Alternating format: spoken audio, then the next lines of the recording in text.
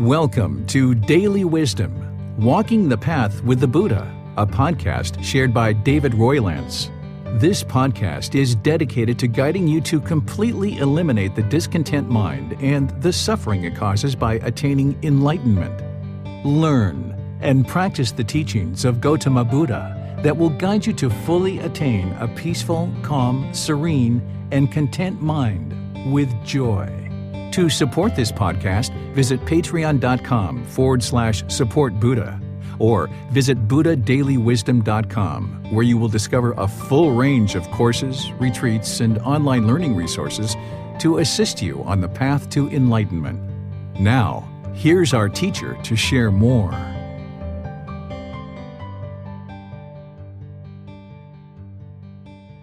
Sawadee Kap. Hello and welcome to Daily Wisdom, Walking the Path with the Buddha. Today we're going to be doing Buddhist chanting in the Pali language. This is part of our group learning program that we've been doing for about the last 3 months, where on Sundays we do a full Dhamma talk and teachings from the book, Developing a Life Practice, The Path That Leads to Nibbana. We're in chapter 12 this week, which is identifying attachments, cultivating non-clinging, and analysis of the mind. On Wednesdays, we practice breathing mindfulness meditation, loving kindness meditation, and Pali chanting. And we rotate those 3 throughout our schedule. So today is all about practicing Buddhist chanting in Pali.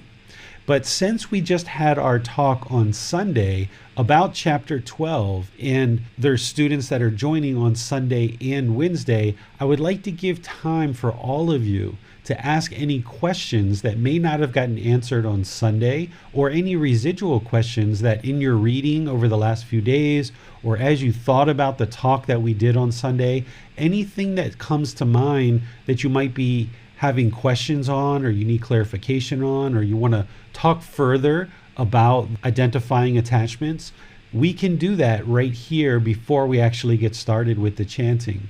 And not only this chapter 12, but if there's anything in your entire life practice, whether it's meditation, whether it's talking about enlightenment and what that is and the various stages, whether it's talking about the Four Noble Truths or the Eightfold Path, the Middle Way, the 5 precepts, the 3 poisons, the natural law of Karma, what is merit, any of these topics that we've been covering in this program, I would just like to invite you to ask any questions to help further your practice and clarify anything that it is that you're thinking about.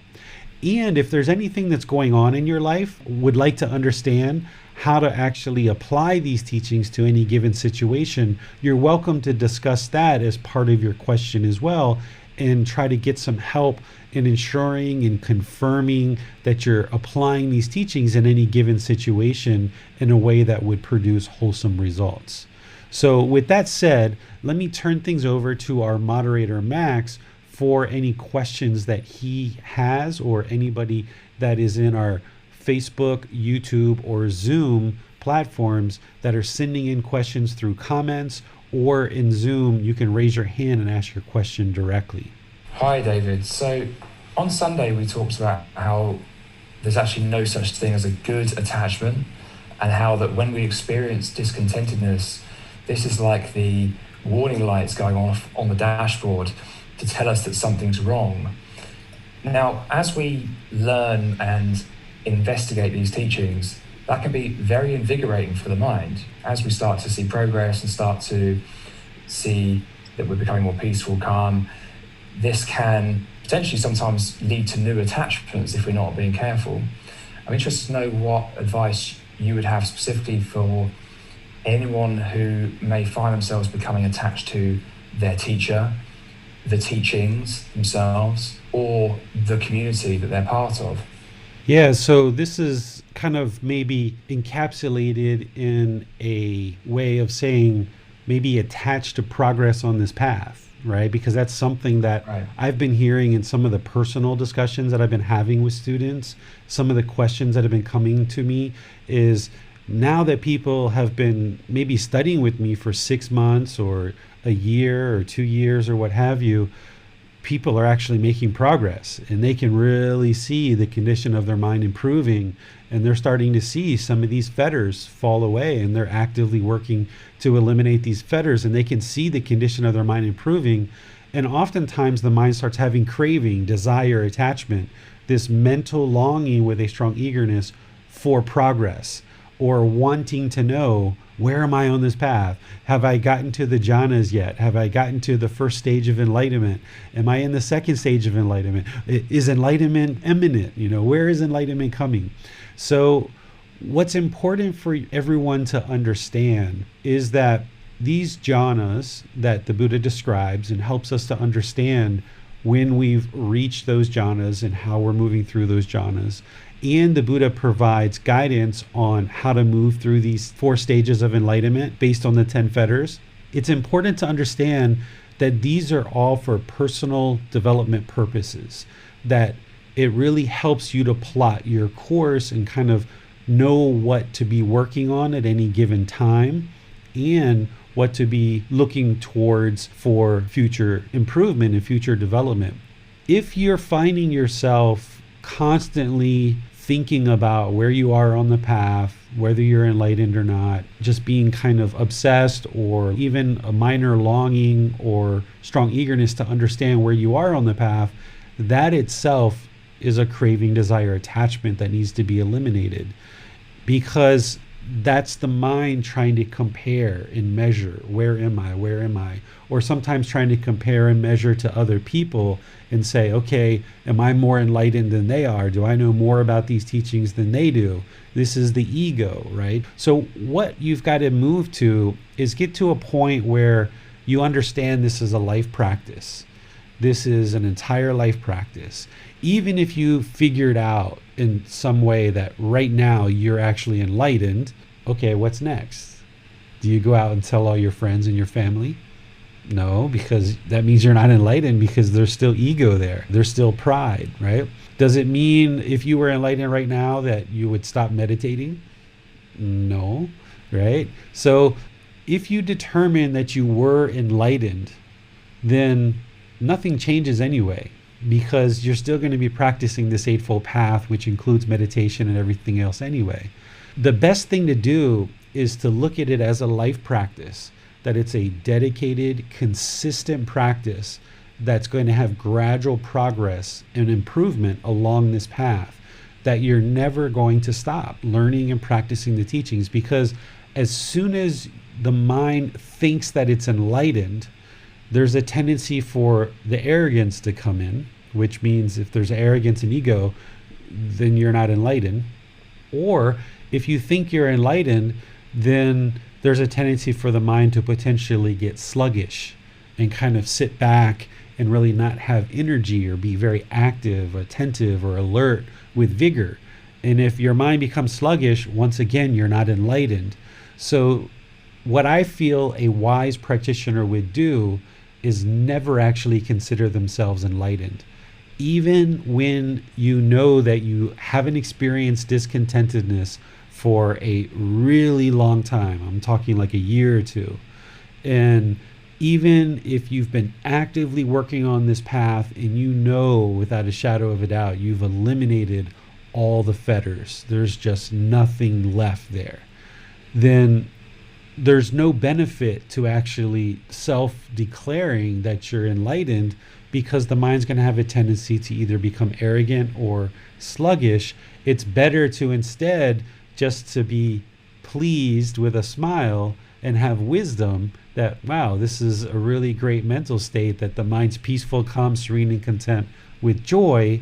I don't need to go run off and tell anybody about that, because if you did, again, there would be ego and pride, so that means you're not enlightened.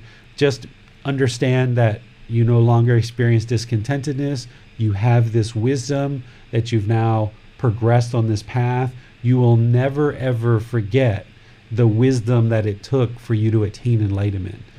Not only is the mental state of enlightenment itself permanent, but what it took for you to go from unenlightened to enlightened, you will never, ever forget that. That's one of the reasons why Gotama Buddha encouraged us to speak from memory, to not try to kind of have a prepared speech for a Dhamma talk, but instead to pull from your experience and pull from your memory, because that would essentially strengthen your wisdom. And by not declaring or even quietly declaring in your own mind that you're enlightened, that means that essentially this multiple year path that you were on to acquire more and more and more wisdom, it just continues. So you're just going to continue to acquire more and more and more and more wisdom, where you're going to continue to read books, you're going to continue to listen to Dhamma talks, you're going to continue to understand the mind and the Buddhist teachings, but you can also now acquire wisdom in other fields, because with an enlightened mind that no longer experiences discontentedness, that has concentration, focus, deep memory, and clarity of thought, if you decided you wanted to be a rocket scientist, you would be really well prepared with an enlightened mind to become a rocket scientist, or a doctor, or a lawyer, or some kind of boss, or some kind of community leader. Or, like I've mentioned before, I've met taxi drivers that are enlightened, and they're just the most pleasant, peaceful, enjoyable taxi driver you've ever probably been in the taxi with. So to me, the way I think about enlightenment is it's almost like preparation for the rest of your life. Because your life before enlightenment, you struggled. You have a lot of challenges. There's a good amount of misery that we experience in the unenlightened state. A lot of discontentedness that contributes to that misery. But as we sort all that out, and the discontentedness becomes less and less and less, and we move into this enlightened mental state, at that point, you've kind of prepared yourself for the rest of your life of what other things are you going to get into? What other wisdom are you interested to acquire? You've acquired this profound wisdom around the Buddhist teachings and how to attain enlightenment, but now you can actually dive into any number of other areas of life and just really excel and be successful. Because an enlightened person no longer has shyness. So that means you can talk to anybody, you can try anything. You no longer have fear, so you're not going to feel failure. A lot of times we fear failure. So we get a really good idea in the unenlightened state and we give up before we even try because we fear to fail. But an enlightened person is not going to have that fear. And then you're going to know how to take responsibility for your own actions. You're going to know how to not harm others through right intention. You're going to know how to have right speech and speak with teams of people and individuals in order to encourage them and do really great things together. You're not going to harm people through your actions. You're going to have great livelihood. You're going to have right effort, right mindfulness, right concentration. So your mind is going to be functioning optimally. So you will be able to pursue and be successful in anything that it is that you set your mind on as an enlightened being. So it really is preparation for the rest of your life. But if you kind of walk around with a bit of arrogance thinking you're so enlightened, you're really not because of the arrogance. But if you just quietly know that you are enlightened and you no longer experience discontentedness and you have this wisdom, then you've essentially just set yourself up for a really great rest of your life. I was wondering, David, if you ever noticed this, and it's this feeling that as we clear out these challenges and as we deal with our attachments and we start to realize that maybe we don't really have as many problems as we thought we did. But there's a part of the mind that seems like it wants a problem. Like if it had a problem, then it might feel more significant. It might have something to do. And not having problems can sometimes feel a bit odd to a mind that's had problems for as long as it can remember. What is going on there? I was wondering if that's something you experienced and maybe you can shed some light on that. Yeah, I mean, every unenlightened person, we only have three main problems: craving, anger, and ignorance, or greed, hatred, and delusion. And if you want to boil that down, you have 10 problems, the 10 fetters, right? So those are the problems and the challenges in the unenlightened mind that create all the other problems in our life because of those 3 poisons, or if you want to drill it down deeper, the 10 fetters. But yeah, if you're used to going through life and being a problem solver and that's how you kind of identify. That's your image, that's your self-identity. That's part of letting go of that self. That if you've envisioned a certain life for yourself and you identify with certain qualities, letting go of that self is letting go of that identity of I'm a problem solver.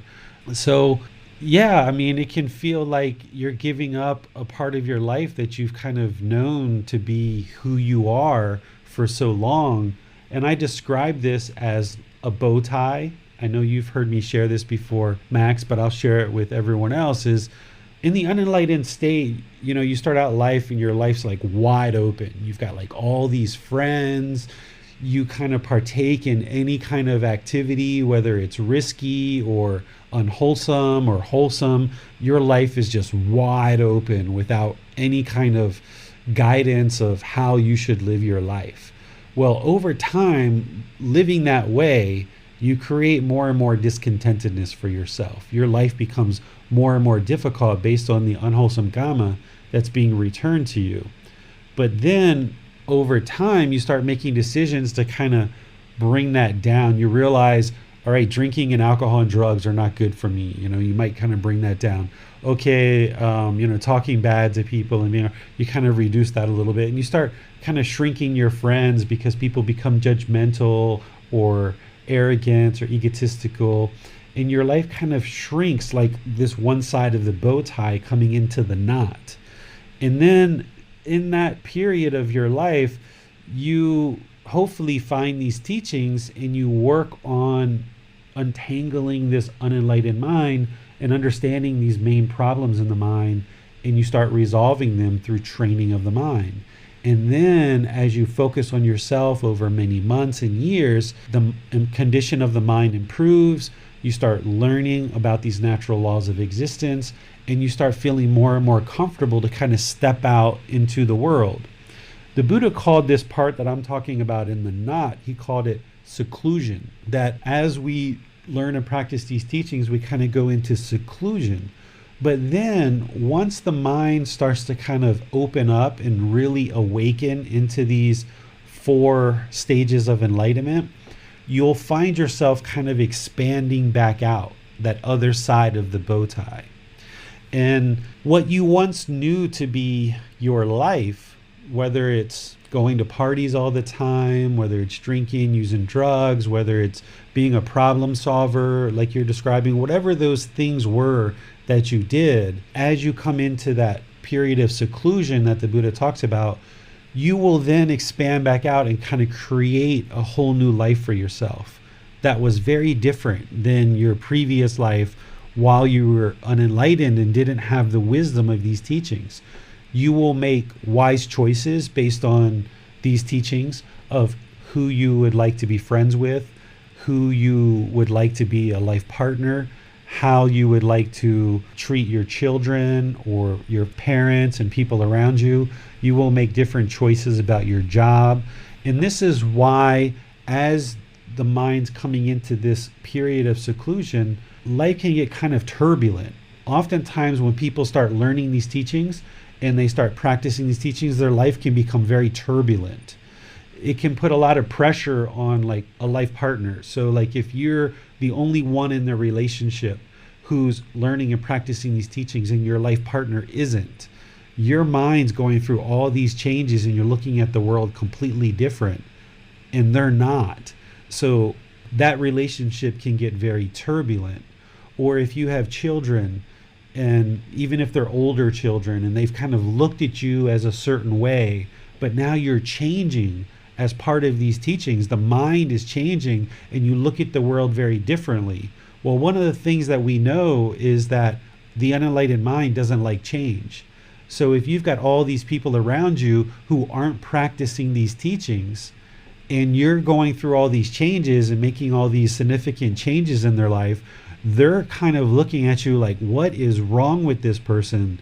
They're meditating, they're not eating meat anymore, they're chanting, they're doing, all of these wholesome activities. Like you would think like people would look at what you're doing and be like, oh wow, right on, good to go, like very supportive and encouraging. And there will be some people like that. But if you've lived a certain life with certain people that were involved in lots of craving, desire, attachment, that are involved in hatred, anger, and ill will, or delusion, ignorance, and unknowing of true reality, then people can really be looking at you like you're a Martian off of another planet. And that's where, back to one of the questions you asked a couple sessions ago, that's where the community or the Sangha really comes in, is that you've got more and more people around you in a online Sangha or in a real person Sangha that are practicing in the same way as you. Where, like here in Thailand, if I go outside and I'm generous and I'm kind and I'm friendly, like today I gave a big set of books to who I call mom and dad at the post office. I've been going to this little retail post office, and there's an older man and an older lady who live there and work there, and it's their little retail shop. It's not a real post office, it's like a satellite office. And they've been helping me ship all these books all over the world. So I ordered some extra books for them, and I took them in there and I gave to them as an offering. And they were like really appreciative. They were really thankful. Whereas if I did that in America or the UK or Australia or some other country, and I took like a big stack of Buddhist books and I gave it to somebody, they'd probably be like, whoa, like what is this guy doing? Like, they would look at me like I was a Martian on the earth. But of course, here in Thailand, everybody's into the Buddha. So I knew exactly what to give to these people and show my appreciation and gratitude. Even though they're making profit from the books that I'm shipping, I was just like, well, let me just do something extra special for them and share some of the Buddhist teachings in the world. So as you're doing these things in the world, the Sangha becomes more and more important, in that you choose to be around people that understand and that appreciate the wholesome activities that you're into. Because if people are looking at you with tension, or they're judging you, or they're demotivating or disparaging you for meditating, for learning good wholesome teachings, these people probably aren't very supportive, and they're probably part of the reason why your life became so difficult prior to this path. And that might have been part of the environment that you created as part of those decisions of who you surrounded around you. So you've either got to clean that up and help those people learn these teachings so that they will move on this path with you, and you guys can be involved in better and better wholesome activities. Or you might have to make decisions to kind of move away from this friend or this life partner or certain family members in your life that are not encouraging, that are kind of trying to weigh you down. Because one of the things that happens is, if you're part of a group that is into a bunch of unwholesome activities and you try to leave that group and do more wholesome things, they will usually try to pull you back in.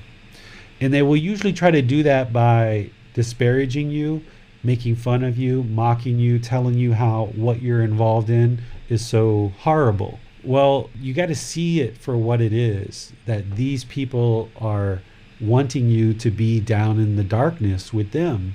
And if you listen to that and you allow those disparaging comments to pull you down and keep you down, then you're never going to transcend and get closer and closer to enlightenment and grow beyond this if you keep allowing that to pull you back down.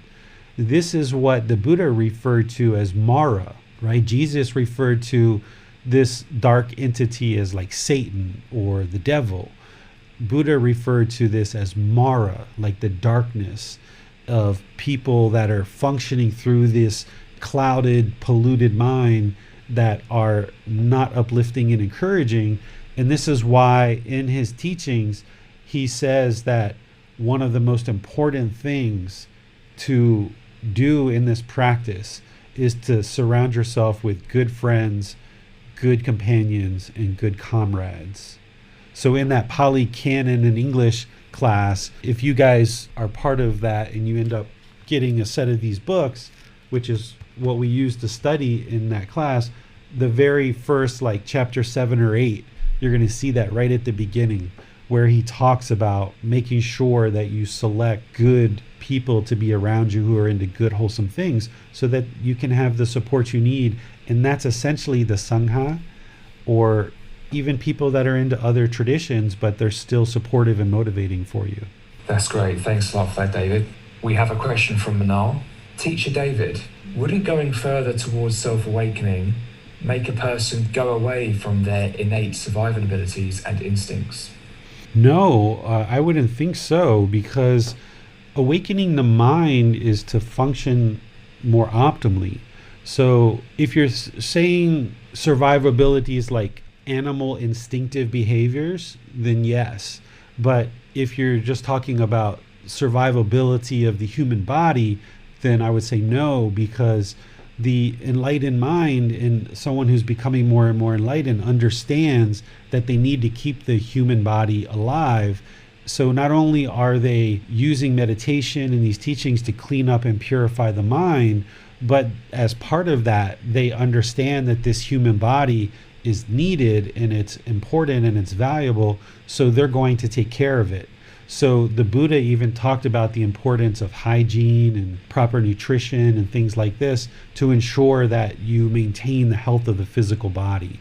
So it depends on what you're thinking there. But if you're thinking about the instinctive animal behaviors, yeah, like as you become more and more enlightened, you will move away from those instinctive animal behaviors of, that we get as part of being born into the world. We come from that animal realm, so we have a lot of instinctive animal behaviors. And this is why, as if human was born and left on their own, they would be very animalistic. But through training the mind in these teachings, you become more and more human, functioning with this clarity of mind, concentration, focus, and deep memory and wisdom. So with that said, you would be able to survive and be able to take care of the physical body and all different aspects of your life much better as part of an enlightened mind. Because in the unenlightened mind, we essentially run around fulfilling our cravings. That's what we do. We just go from craving to craving to craving to craving to craving because we're chasing after those pleasant feelings. And we just chase them, and we keep craving, and we don't really realize what we do. We don't just kind of sit back and kind of look at what's really happening. One of the things that the Buddhist teachings do is kind of help you see how your mind's been functioning.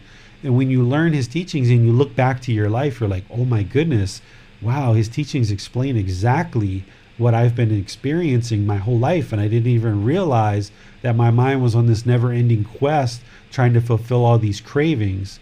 So those cravings are what's going to motivate all your decisions. The craving, desire, attachment, the hatred, anger, ill will, the delusion, ignorance, unknowing of true reality, that self and that ego is what all the decisions are coming from in the unenlightened state. And by eliminating all of that stuff, then the brilliance and the brightness of the enlightened mind can come through, and then you'll function like a human being. We have a question from Barzan. If someone suffers from social phobia, what would be the best technique to overcome this through the Buddhist view? So fears are typically because of anticipation of some event, right? So through fear, one of the best ways to eliminate fear is to confront it.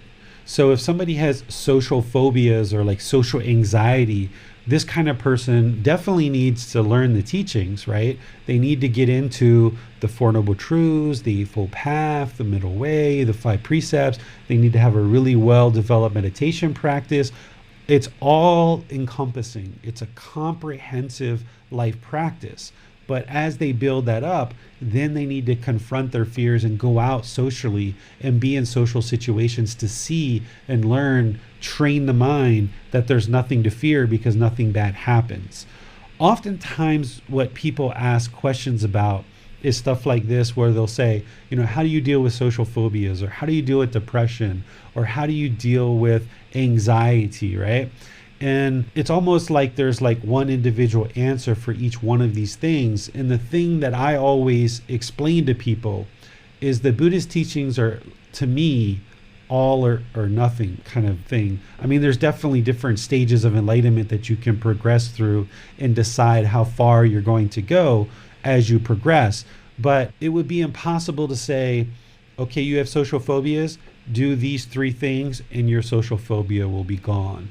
Oh, you have depression? Do these 4 things and then so that depression will be gone. Oh, you have anxiety? Oh, do these 2 things and that will be gone. That's not how the Buddhist teachings work. It's a comprehensive approach of learning, starting with that 4 Noble Truths, going all the way through. So that's why that book that I wrote, Developing a Life Practice, The Path That Leads to Nibbana, it starts with a beginning and then it gradually progresses through. You're reading the audiobooks, the video, the podcast, all those quizzes, everything that I've put together in learning, it gradually progresses you through and building up your practice more and more. So whether it's social phobias, anxiety, depression, anger, boredom, loneliness, any of these discontent feelings, which fear or social phobias is one of, all gets remedied by eliminating these 3 poisons. So there's nothing special to do with a social phobia except for they've got to start just like everyone else. They've got to start with this comprehensive path of developing a life practice. But then with individual fears, these are from craving, desire, attachments, and you've got to confront them. So if you're afraid of going out and being socially engaged with people, then you've got to go out in multiple occasions and kind of push yourself. But if you don't already have a well-developed practice underway in order to move the mind and train the mind in all these other teachings, just doing that alone by itself isn't going to necessarily work. But with fears, we've got a chapter on that coming up. It's just confronting the fear through going forward. If there's any fear whatsoever that you have in your mind, you have to confront it. You have to put the mind in that situation over multiple experiences and train the mind that nothing is there that's going to harm you. And that's the only way to train the mind to eliminate the fear. Because it has a fear because it's anticipating something bad's going to happen in any given situation. So you've got to keep putting the mind in that situation and train the mind that nothing bad's going to happen to it. I have a question, David. So there's an idea in modern psychology called the shadow, like the shadow side of ourselves, or the shadow function, which is the subconscious, often thought of as the darker side of our personality. And I'm interested to know your thoughts on how that idea maps to what we're learning at the moment, this topic of identifying our attachments, and what is the subconscious? Is there such a thing? What's your take on that? So in the unenlightened mind, we have these conscious thoughts that we're aware of, that we have mindfulness of, that we have awareness of mind, the conscious thoughts. But then we have these kind of subtle, buried thoughts and emotions that we're not aware of, that are there, but they motivate our behaviors and they motivate our intentions, our speech, and our actions. And people call that the subconscious. So we have these conscious thoughts that we're aware of, and then there's kind of these buried, repressed thoughts and emotions that we're not aware of, but they still kind of break through and affect our intention, speech, and actions. So this is what we call the conscious and the subconscious of the unenlightened mind. However, as you progress on this path of learning and practicing the Four Noble Truths and the Eightfold Path, and you train with meditation, as you move into the jhanas, then the mind becomes one, where you're completely aware of all the thoughts, all the ideas in the mind. The Buddha describes this, I believe, as part of the third jhana, if I remember correctly, where the mind becomes one. And you no longer think about a subconscious because you're fully aware. You've developed on this Eightfold Path so well through training the mind. You have so much mindfulness. That mental discipline of right effort, right mindfulness, right concentration has been so well developed, and you've got such mental discipline that now the mind moves into these jhanas, and by the time you get to the third jhana, you develop this oneness of mind. And there's no longer this conscious thoughts and these subconscious thoughts, but the mind is just one. And by this time, you've cleared out a lot of the unwholesomeness. So any kind of darkness that's in the mind is pretty much been transcended, but you've still got a lot of work to do. The difference between an unenlightened mind and an unenlightened mind in the jhanas is almost like night and day. When you arrive into the jhanas, the mind becomes very, very different. It's still unenlightened, but it's very different than it was before in your life. Oftentimes people, when they reach the jhanas, they think they're actually enlightened, and their progress stalls. And people even tell others that they're enlightened when they've reached the jhanas. And they'll go around and talk to people. And that's one of the ways you know they're not enlightened, because they're telling everyone that they are enlightened. But that experience of going from the unenlightened mind, who's just either completely unaware and unenlightened, or unenlightened and just kind of starting out on this path and starting to make progress, versus that mind that now arrives in the jhanas, it becomes so different and so unique that you can still regress from there, because these jhanas aren't permanent. The jhanas are temporary. You can still regress and fall back from the jhanas. But once you move into that first stage of enlightenment, from that point, you're going to attain enlightenment, either in this life or some subsequent life. So the goal that a lot of people have is just to get to the first stage of enlightenment, because if they get there, then they're assured that either in this life or some subsequent life, they will attain enlightenment. But even getting to the jhanas, you've seen so much improvement, and you've gotten rid of that darkness or that shadow that you're talking about. You've gotten rid of it so much that you almost wouldn't give up, because the mind has experienced so much improvement moving through those jhanas. I don't know of anybody that's attained the jhanas and has given up, because it's not like night and day, but I could see someone potentially kind of falling back on their practice. This is my thought about bipolar, depression, schizophrenia, psychotic episodes. My thought is that people who start having psychotic episodes, their mind is actually awakening, and they experience a bit of these jhanas without even realizing it, because they don't have training in it. Because you can actually kind of like start moving into the jhanas just by being like a really good person. You don't even know anything about the Buddhist teachings, but you're practicing kind of like speaking well, being polite, being respectful, not harming others, really practicing this. And people's minds can kind of like start to unravel and untangle and start to experience a little bit of these jhanas, and they can start tapping into communication from these other realms, the lower three realms or the heavenly realm. And this is why people who are having psychotic episodes or manic or depressive episodes and bipolar, what we call bipolar, they oftentimes will have religious connotations as part of the episode or part of the psychotic break, was what they say. But what that really is somebody's mind untangling without proper training and proper guidance to understand how to move this mind towards awakening and enlightenment in a real gradual, kind of almost controlled way. That it's almost like the springs bouncing out of a can, that you open up the can and the springs kind of bounce out. So there's people that experience letting go of this shadow that you're talking about without even realizing that's what they're doing, and their mind starts unraveling.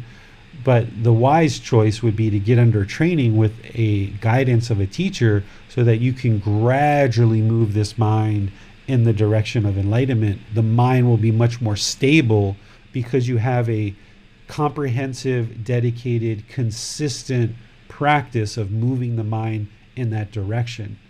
Because if you don't have training in the cycle of rebirth, if you don't have training in knowing the 5 realms, if you don't have training in meditation and knowing how to stabilize the mind and understanding that you're causing your own discontentedness, if you're just kind of like the average Joe out on the street and you start getting communication from spirits that are in the afflicted spirit realm, or you start getting communication from beings in the heavenly realm, whoa, your mind can unravel pretty quick, and you think like, whoa, like that's where the psychotic tendencies come from, because the person doesn't know what's going on. They've never been trained how to control their mind, and it's become very unstable. So we're going to talk about mental illness when we get to chapter 22, I believe it is. And you guys will learn about how mental illness is really just a misunderstanding of how the mind works. And there's a lot of people out there on medications that can actually completely liberate themselves from what they consider to be symptoms of mental illness and medication. They can completely liberate themselves from that if they get their mind under training in these teachings. Thank you. Yeah, that's really interesting. I think one key difference between this idea of the shadow now and what the Buddha's saying is that we don't merely look at the shadow, see it, see the subconscious, make it conscious, and leave it at that. That's just the start. Once we identify our attachments, that's when we have to really work on them to eliminate them. Mm-hmm. And there's this other idea that maybe we need a bit of rascality, a bit of salt in the stew, as it were. Otherwise, we're not really human, right? And I think this is maybe not considering impermanence because we're not fixed and the world isn't any fixed way. But interested to know your thoughts on that idea, that maybe we need to retain a little bit of this mischievousness or just something so that we can defend ourselves in this harsh world.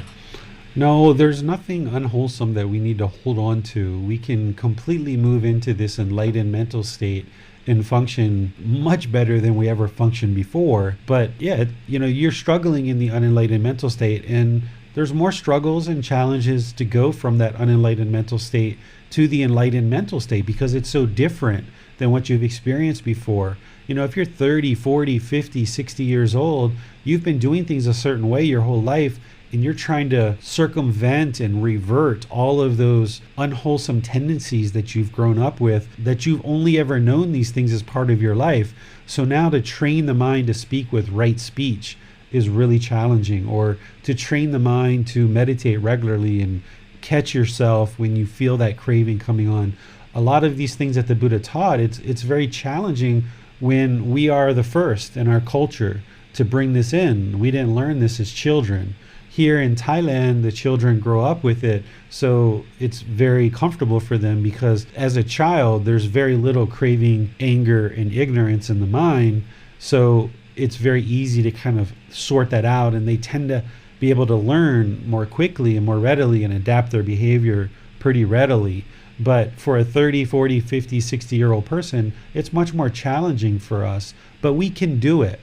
And one of the things that can happen is if you're 30, 40, 50 years old and you start learning the Buddhist teachings and you start learning about craving, anger, and ignorance and the Eightfold Path, right view all the way through right concentration, you can learn about these good, wholesome teachings and start looking back at your close, immediate life, your recent life, and you can start feeling really guilty and really shameful and judgmental of yourself, where you might have been talking to your kids a certain way, you might have been talking to your life partner a certain way, you might have been involved in certain unwholesome activities in the recent past, and now for one reason or another, you've landed into deciding to learn and practice the Buddhist teachings.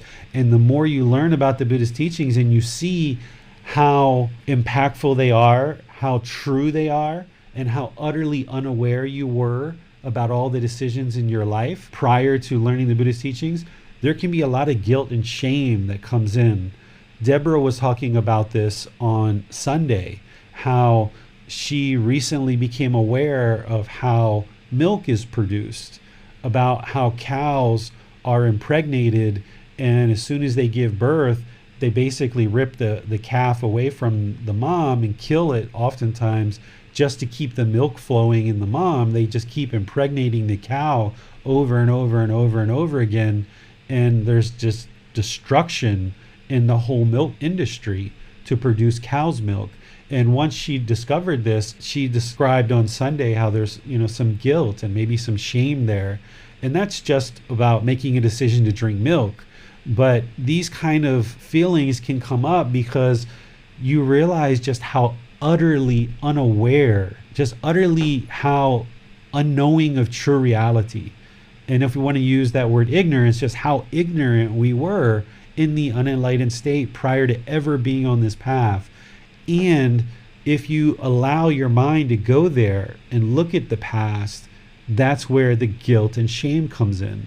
And that's why part of this training is bringing the mind to the present moment and residing in the present moment, allowing the past to be the past. And even though you were unaware of true reality then, what you're doing now is cleaning up your practice, that you don't have to feel guilty and shameful for the things that you didn't know in the past. But there's oftentimes a few weeks or a few months where people feel awfully guilty and even tear and sob and become very emotional about looking back at how harmful they were, not realizing how horrible of a person you might have really been, or at least how horrible of a decisions that you made. It's just because you were unaware. And once you observe that, what I suggest is, rather than feel guilty or shameful, use that as motivation and encouragement to now really solidify your practice in a real comprehensive way and become dedicated to it and committed to it, so that you can improve your practice and make a better future for yourself as you progress through life, moment to moment to moment. Because looking back and feeling guilty for all those previous decisions aren't going to help you, because you can't go back and change those decisions. All you can do is change the decisions that you're making right now. That's the best you can do. So learning this wisdom and understanding the teachings of the Buddha, making better and better decisions right now, that's the best you can do, and that's going to improve your life for each moment going forward. Okay, thank you, David. We have no more questions at the moment. Okay, so let's practice Buddhist chanting. Okay, I've been teaching Buddhist chanting for many, many years, but in this program, we've been doing it every 3 weeks. And I would like to invite people who are in our Zoom virtual classroom to get some coaching today, because we did that several weeks ago, but we haven't done it since then. So I would like to invite you guys to participate in getting some coaching here. And the chants that we've been doing are the 3 that I've been sharing, which are the triple gem or the triple jewel, which starts with the Arahang Sama Sambuddhassa, the Namo Tassa, and the Iti Piso. These are the 3 most common chants that you will find in a Theravada Buddhist temple or tradition of chanting. We do these chants for various reasons, and I covered these reasons in our last Buddhist chanting session.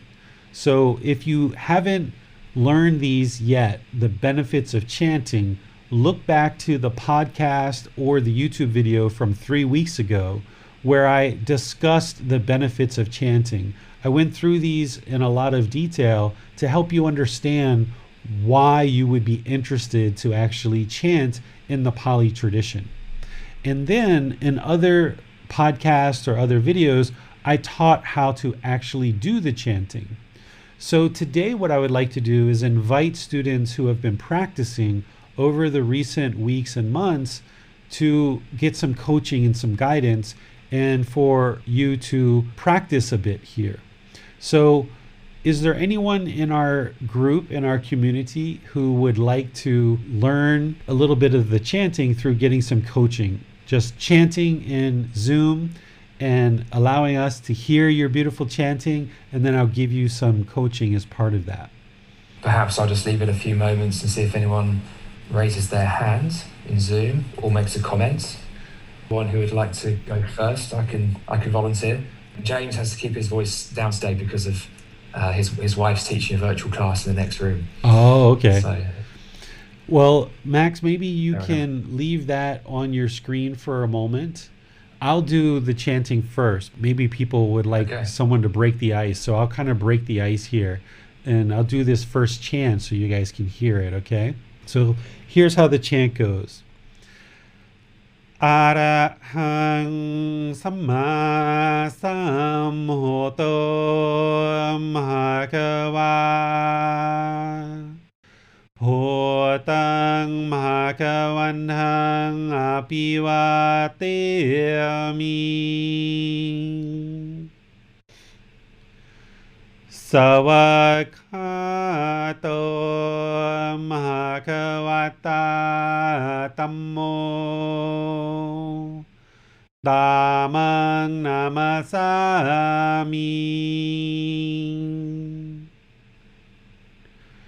Supatipano Bhagavato Sāvaka Sangho Sanghang Namami.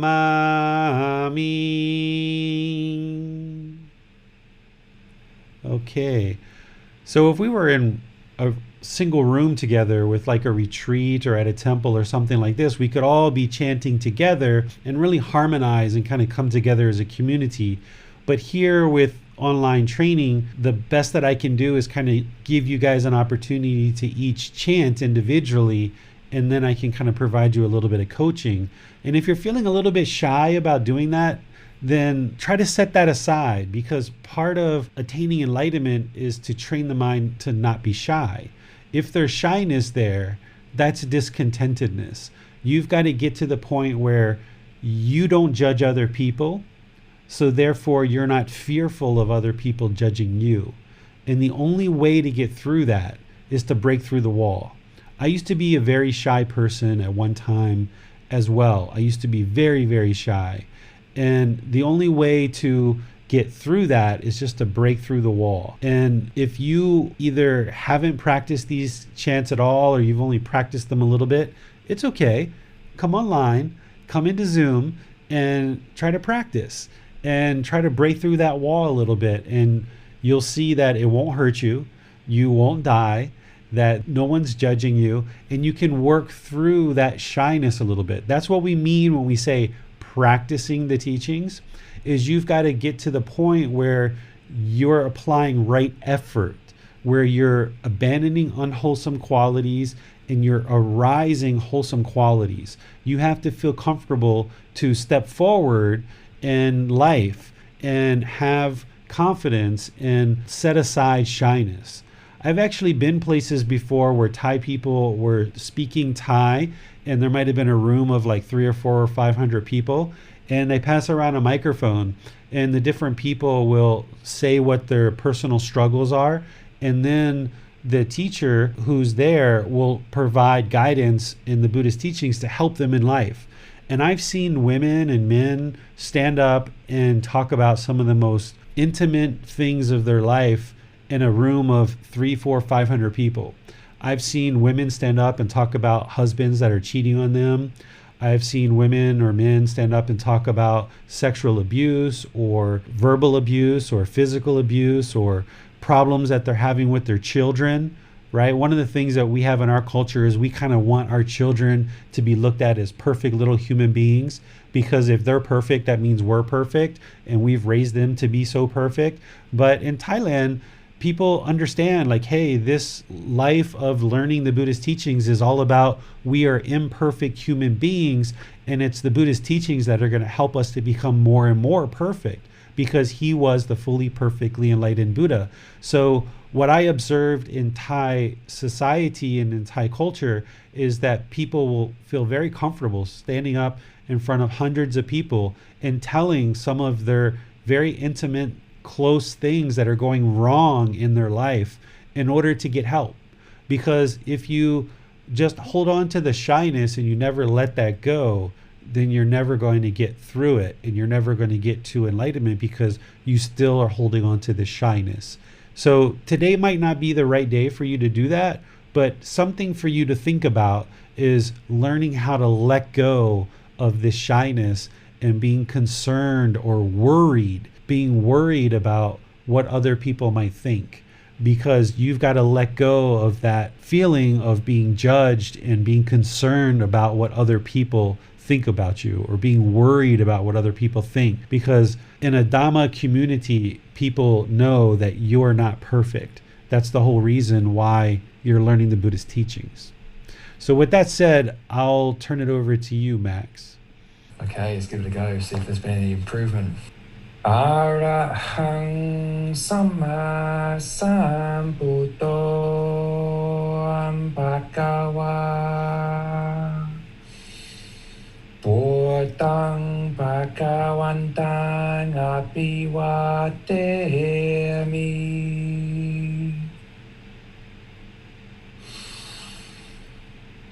Sawakato Bhagavata Dhammo Dhammang Namasami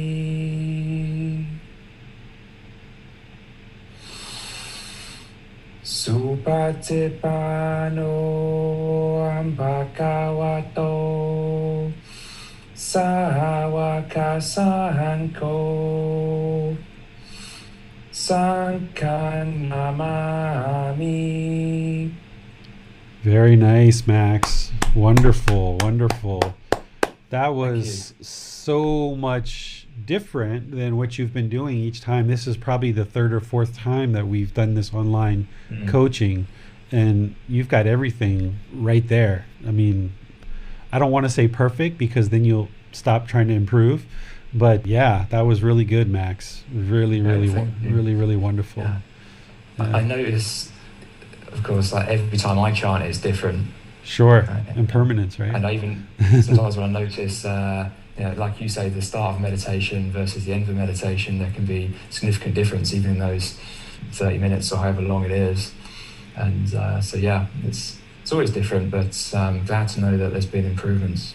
Yeah, I remember the very first time I gave you coaching, you were a bit apprehensive, you were kind of holding your breath, you weren't very confident, and each time that we've done this now, this is the third or fourth time, you've just improved with the feedback that you've gotten, and now no big deal. You were able to chant, so that's outstanding, so really wonderful. And I know James has been improving too. If it wasn't for his wife teaching an online class, I'm sure he would be volunteering to chant as well. So who else would like to chant? Let's get some new people to chant. Even if you guys haven't been practicing this, Max can put the slides back on the screen, and we can get somebody that would like to just break through that shyness and do a little bit of chanting. Who would like to chant? No takers, huh? Okay. Well, if there's no takers, then let's go to the next chant, Max. I guess it's just you and me chanting today. All right. So the next chant is the Namo Tassa. So here's how the Namo Tassa goes. Namo Tassa Bhagavato Arahato Samma Sambuddhassa. Namo Tassa Bhagavato Arahato Samma Sambuddhassa. Namo Tassa Bhagavato Arahato Samma Sambuddhassa. Okay, Max, your turn. Okay. Namo Tassa Bhagavato Arahato Samma Sambuddhassa. Namo Tassa Bhagavato Arahato Samma Sambuddhassa. Namo Tassa Bhagavato Arahato Samma Sambuddhassa. Very nice, Max. Very nice. Only thing that I would comment on both of these is just push a little bit more, like Namo, like really push out the air, like really get it projecting. There we go. Just really project it. The tone, the breathing, everything, you've got it memorized. I think you just maybe need to project a little bit more with some confidence. So that's wonderful. All right, let's go to the Iti Piso. Here we go. Iti Piso Mahakava Arahang Samma Samhoto Vichachara นังสัมโหโนสัคคาโตโรกาวิตุ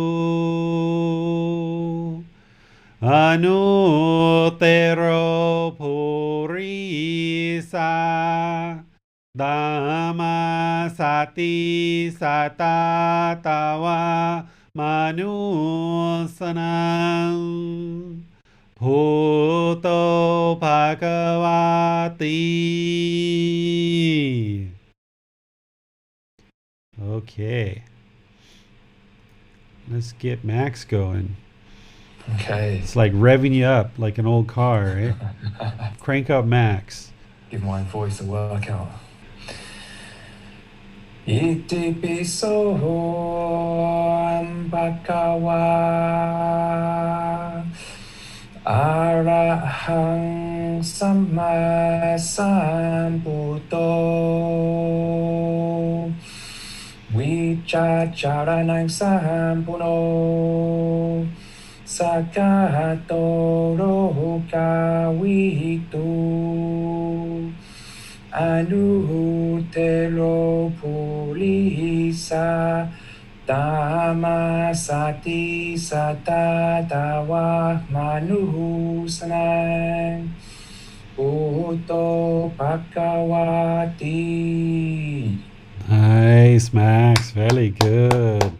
I think you're like can be encouraging and motivating for everyone. I see Judith clapping for you too. I think Thank you, guys. people can see the potential that you've obviously been practicing. I don't know when you started chanting, whether it was in this program, I think, because I didn't teach you when you were here in Chiang Mai. So We did one or two sessions in Chiang Mai, did we? and it wasn't just chanting, but when we did meditation, you handed out the laminated chants at the time. But that wasn't when I began practicing. And, it is tricky. It does take a bit of time because a lot of the syllables, they're not sounds we're used to making. So there's lots of things to consider: pacing, projection, holding the tone. So, it is challenging. So I would say what you have accomplished, that was like in the last 6 months, right? The last 6 to Yeah. 8 months. So Yeah. that's outstanding, because it took me many years to learn these. It took me many years. I didn't have anybody teaching me or guiding me, so you have some guidance here. But it really, Got help, yeah. but it really shows dedication and commitment on your part to actually be practicing this on a regular basis. So that's the potential of what people can do if they really dedicate to it. And the purpose of chanting isn't to come into class and chant for everybody. That's not why we're doing chanting. If people look at the previous class that I taught 3 weeks ago about the benefits of chanting, what Max now has is he now has a practice that is benefiting him in terms of easing his mind into meditation. He now has the ability to use this chanting. There's no mystical, magical power with chanting or mantras. There's nothing that he's able to invoke to create any beneficial outcomes through his chanting, but through dedicating time and effort to this chanting, he now has developed memory, he's developed concentration, he's developed some clarity of thought, and he's now able to use this to kind of ease the mind into meditation and ease it out of meditation, along with all those other benefits that we talked about 3 weeks ago. And it's only going to get better and better as you do this more and more. It's just going to get more and more refined. And you can join any temple anywhere in the world that's practicing the Theravada teachings and chanting in Pali. You'd be able to go to Sri Lanka, to Vietnam, to America, to South America, to Australia, any of these places that do Theravada Buddhist chanting, and you'd be able to sit right down and chant right along with people you've never met before. And that's one of the beauties of chanting in Pali, is that it really creates a nice sense of community. So that's really wonderful that you've developed that over the last 6 to 8 months, Max. And now you've got some real benefit for yourself with training the mind through chanting. Yes. Thank you for your help, David. Yeah, I certainly noticed the benefits chanting before and after meditation, for sure. So yeah, that's certainly helped with that. You want to share what some of those benefits are so that the other students can hear those? Yeah, so on the way in, I find it really just helps sink the mind in. And even though it might take 2 or 3 minutes to complete the chant, I find it actually a more useful 2 or 3 minutes versus if I just sat down and began meditating. Because if you just sit down and begin meditating, if the mind is already somewhat busy, it can be a bit of a step to go from that down to concentration during meditation. So the chanting provides a stepping stone in a way between the daily life and deep meditation. And then on the way out, what's quite interesting is that I find that knowing that I'm going to have that step out of meditation allows the meditation to go a bit deeper as well. Whereas if I know that I'm about to just get up and start walking around, the mind almost anticipates that, and it's like it won't allow itself to go into a deep meditation. So I also find that knowing that there's this chant at the end of the meditation improves the quality of the meditation before it. So yeah, both at the front and the back end of meditation, I find it a good technique for getting the most out of the meditation. So you feel more comfortable to let go and really deepen your meditation. Yeah, another interesting thing as well is that at the end of the meditation, it serves as a kind of barometer of how the mind is at the time, and on the way in, I would say. But if the meditation's been very helpful and then you chant at the end, it seems to provide the mind with a bit of feedback. If the voice comes out naturally quite easy and soft, then is a sign that you've had a good productive meditation. Mm-hmm. And seeing that difference between the chant on the way in and the way out is a good indicator, as you often remind us, David, of how the mind might have changed during meditation. Mm-hmm. Because during meditation, sure, we're experiencing benefits, but it's sometimes not until we actually then leave the meditation and start going around our daily life that we start to notice, I'm behaving differently, I'm taking more care, I'm making better decisions. And so it's another way to help reflect on the benefits that we're experiencing during meditation. Okay. What's some of the advice that you would give to students who are either just starting out or has maybe been learning for 3 to 6 months? What's some advice either for meditation or some of the struggles you've encountered along the path that you feel like could be helpful for them? I think the number one tip would be to just really dedicate time to meditation every day.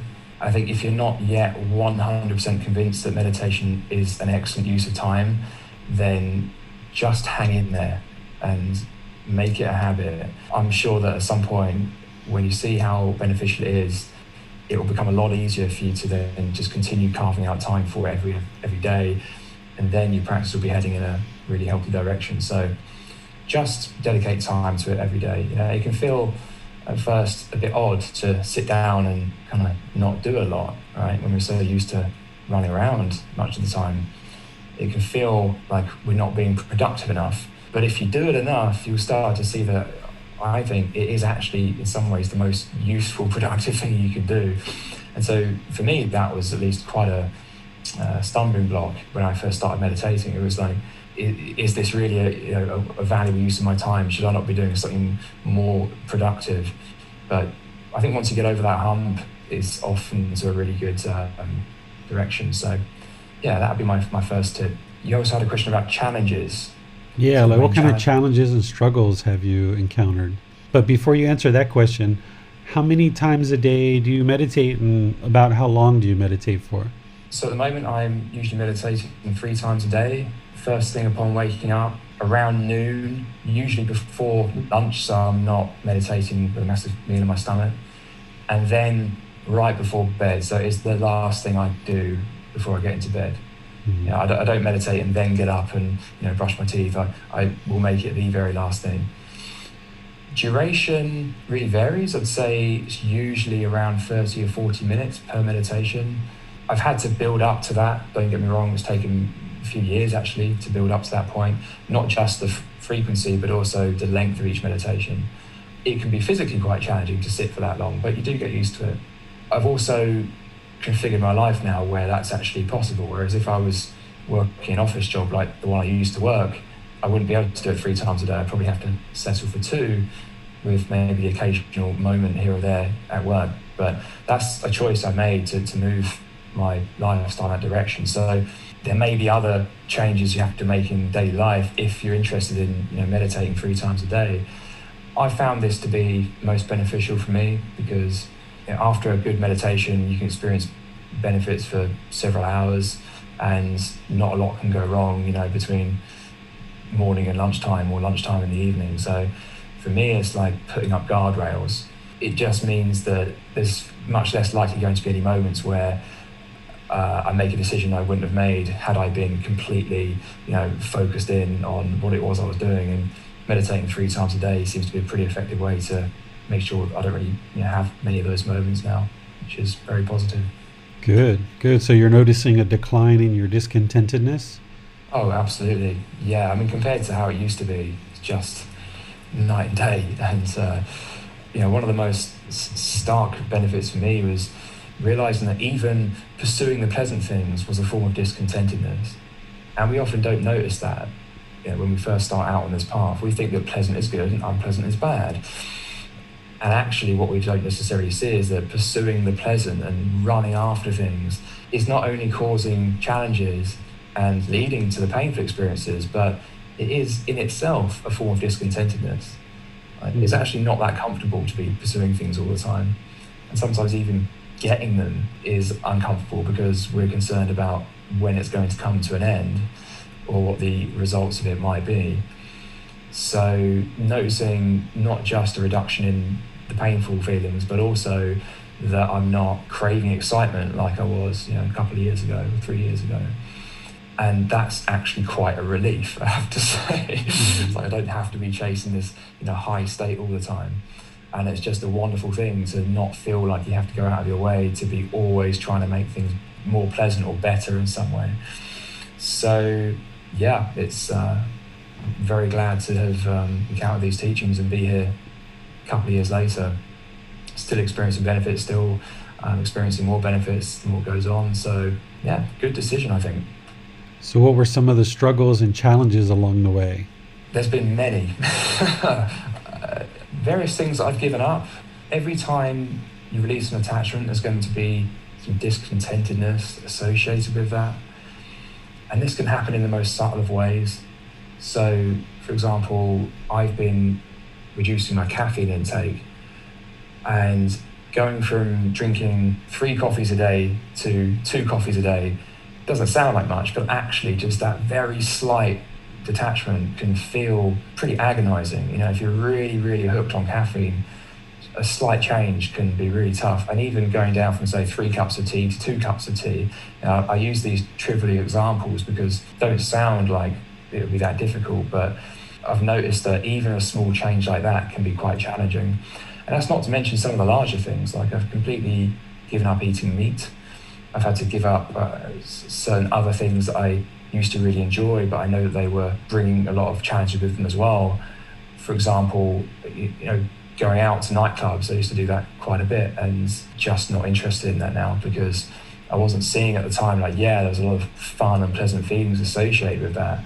And I wasn't making the link that all these other painful things I was experiencing the next day, over the coming days, and actually into the future indefinitely, from the unwholesome decisions I was making whilst I was out, the unwholesome decisions I was making in my business in the following week because my mind wasn't focused. I wasn't seeing that that was a direct consequence of the attachment to this lifestyle and all the things I was doing. And so as much as I used to enjoy that, and it's hard to put something like that in the past and say, I'm actually never going to do that again. And it doesn't even feel hard to say that now, but to move from that to never doing it and never even having the slightest temptations to it, that's a lot of work in between. It's a gradual process. And there's going to be potentially rough days during that. It's like a hangover.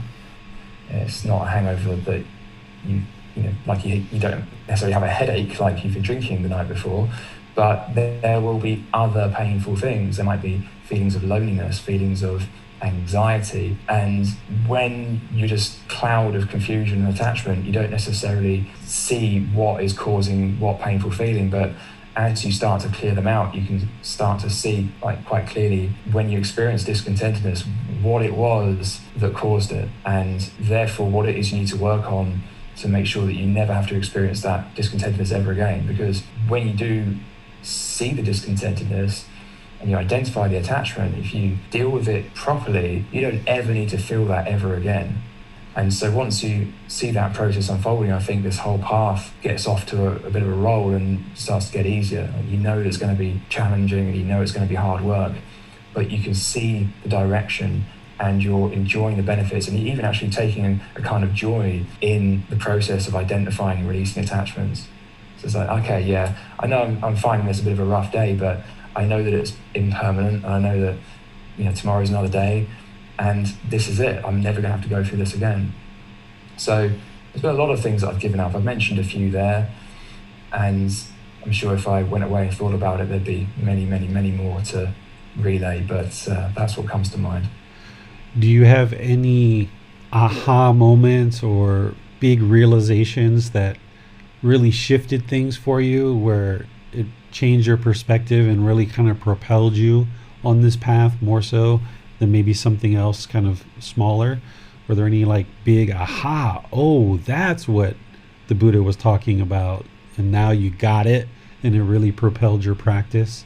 Yes. So I remember one time about a year and a half ago, just short of a year and a half ago, and I've been going through some very difficult times in my business. And I have a business that I sell products online, and for about 12 days, my business was completely down, and it was mostly outside of my control, and I didn't know when or if it was going to be reactivated. And so it was a really hard 12 days because I was very attached to my business and also the income from the business, and I need that to survive. And I was actually out in Asia at the time, so I didn't really know what I was going to do.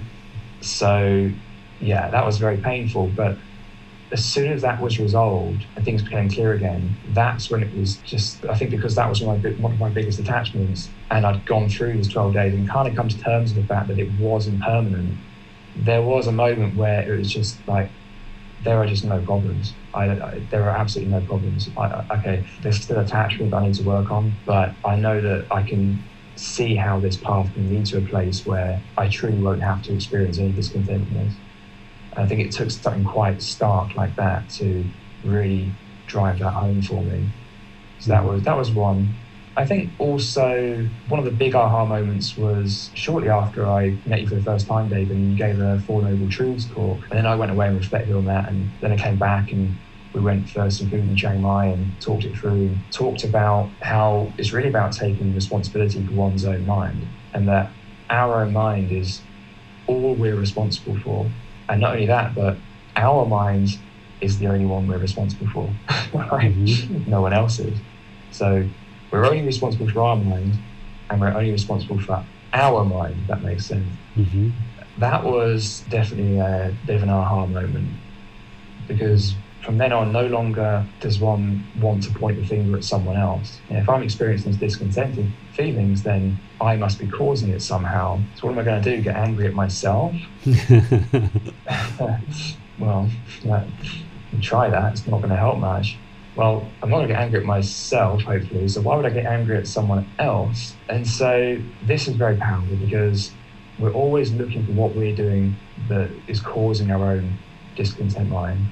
And at the same time, we become very, very forgiving of other people, because we know that nothing they do can actually cause our discontent mind. They may do things that we don't agree with. Mm-hmm. They may do things that shine a light on our attachments, but nothing they do can actually make you feel something. They can't make you angry. They can't make you feel bored or lonely or anxious. So that is a complete shift in the way one's mind works. And it's very empowering and liberating. All we have to do is look after our own mind. Mm-hmm. That means I'm in complete control of the experience I'm having. And every experience that I do have is the result of my decisions. Mm-hmm. This is the most powerful liberation you can think of, because it completely puts it in your own hands. Nothing anyone else ever does needs actually to bother me. okay, it will bother me until I get to a point where I release those attachments. But until then, it's going to be helpful to me because it will show me where the mind is still attached. So that was definitely a big aha moment, because that is just really setting the scene for the whole path. That is really the foundation on which everything else is built. Yep, for sure. Wise words. Does anyone in Zoom have a question for Max? Does anyone on Facebook or YouTube would like to send a question into our moderator, Max, so Max can answer his question? I think this is great. I've kind of turned the tables here. Yeah, I wasn't expecting this, but then again, I wasn't expecting anything, so.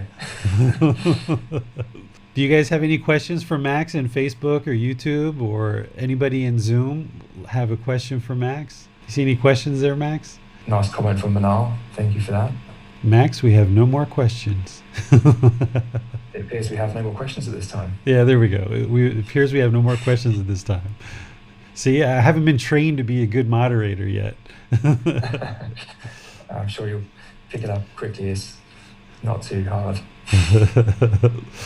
Well, thank you for sharing, Max. I know that I didn't tell you that I was going to do that, but that's good. You feel comfortable sharing, and obviously you've made some progress there. So that's very good. A testament to your dedication and commitment to learning and practicing.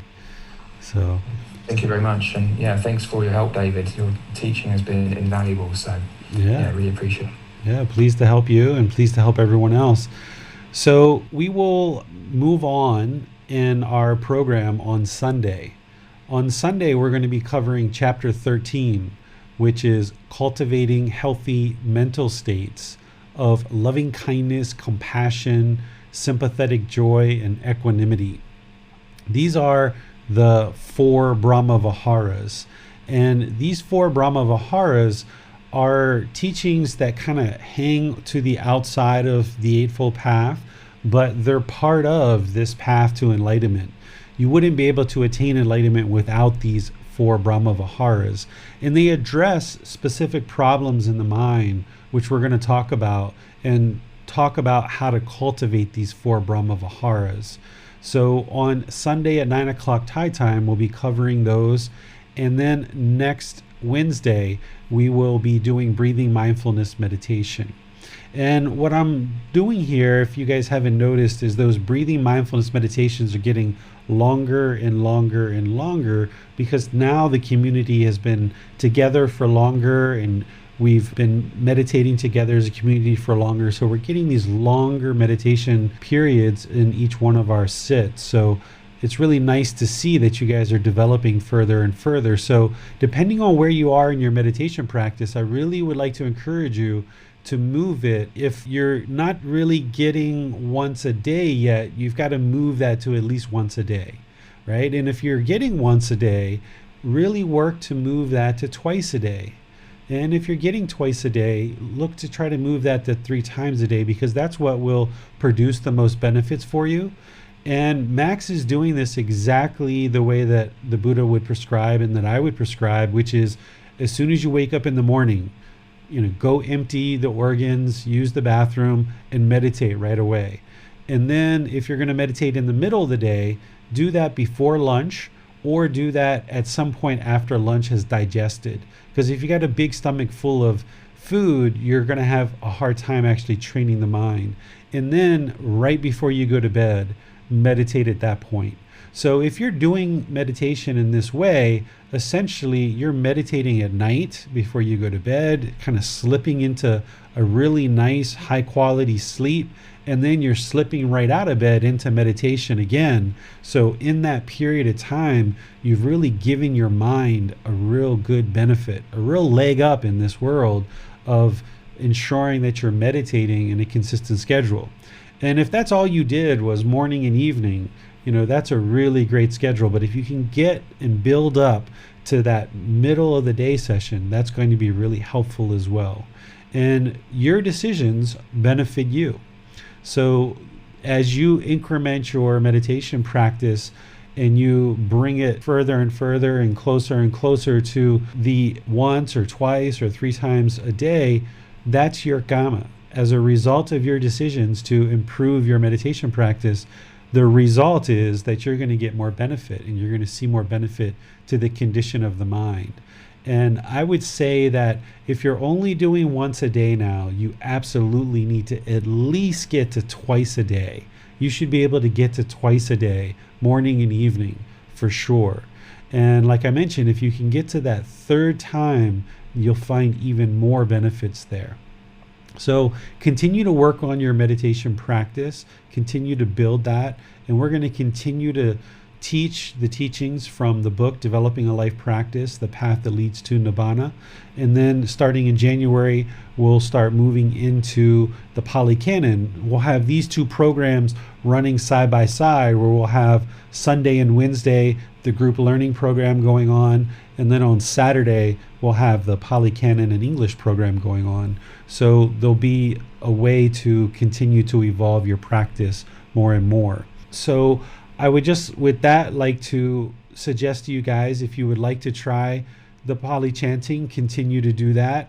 If we're finding that Pali chanting is not something that this particular group is really interested in, then we can just be rotating between breathing mindfulness meditation and loving kindness meditation, and we can be doing that every single Wednesday, just kind of rotating. One do breathing mindfulness and one do loving kindness. So maybe I'll take a poll on that in our Facebook group and see what you guys think, if we should just leave Pali chanting off, because if you guys aren't going to be interested to practice it, then maybe it's something you guys don't see as important for your practice, which is fine, because you can attain enlightenment without learning Pali chanting, but you absolutely need to learn the breathing mindfulness meditation and loving kindness meditation. And maybe perhaps what you'd rather do is maybe we should do the non-self meditation as well as part of that schedule. So I'll think of some questions and do a poll in Facebook and see where you guys end up with that. So are there any remaining questions that you guys have about your practice, either meditation or any of the teachings that you've been learning so far? Just give those a moment to see if there are any questions. Nothing from me, David, so it appears we have no more questions this time. Okay, we've extinguished our questions. So I will just wish you guys a really wonderful day, and we'll see you on Sunday at 9 o'clock and then Wednesday on 9 o'clock as well. So thank you all for joining. Continue to learn. You've got another short chapter in chapter 13. I think it's only 2 pages long. So read that, use the audiobook, use the videos, use the podcast, and explore some of these podcasts from last group learning program from 6 months ago. So if there's been a chapter that maybe you didn't feel like you quite learned as deeply, or it didn't quite connect with you, now that this chapter is fairly short and next week's chapter is fairly short, this is a time for you to go back to whether it's the Four Noble Truths or the Eightfold Path or some of the other chapters, maybe the Natural Law of Karma, or scheduling some private sessions with me to spend some time having a personal discussion. Use this time wisely. Even though the chapters are short, you're not reading as much, maybe the material's not as heavy as some of the other chapters. Use this time to deepen your meditation practice, to deepen your understanding of some of the other teachings. Spend some time privately with me talking through video. Go through some of the quizzes from the previous chapters. Go through some of the podcasts from some of the previous chapters, and use this time to continue to evolve and continue to investigate the teachings. So until next time, have a wonderful, wonderful day. Take care. Sawadee khap. Thank you for listening to this podcast. To provide support for this podcast, visit patreon.com/support Buddha. To access more teachings, visit buddhadailywisdom.com. There, you will discover a full range of courses, retreats, and online resources to assist you on the path to enlightenment. Remember to establish a daily, consistent meditation practice, along with learning and practicing these teachings. A well-developed meditation practice is the foundation in which to train the mind to attain enlightenment.